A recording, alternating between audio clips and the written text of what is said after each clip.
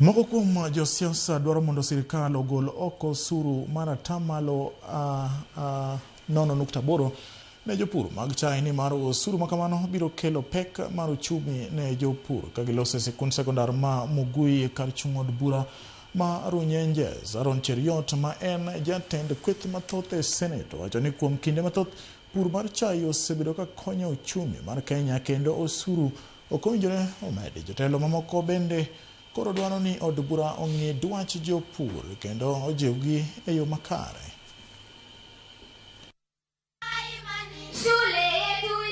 Wakulima wa chai wameshikilia Kenya kwa miaka mingi sana.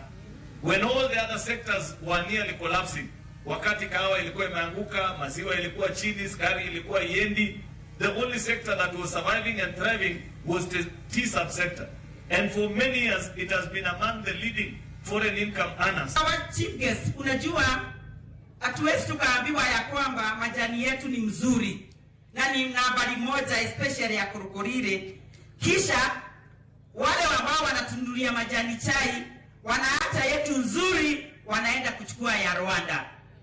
Au idete kwa marato dhenia. Hapo wanatudanganya kidogo.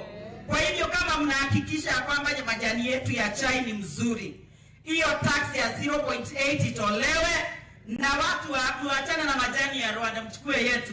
Tunakuomba ukirudi waambie rais umesikiza hao wakulima. Hatujafurahi.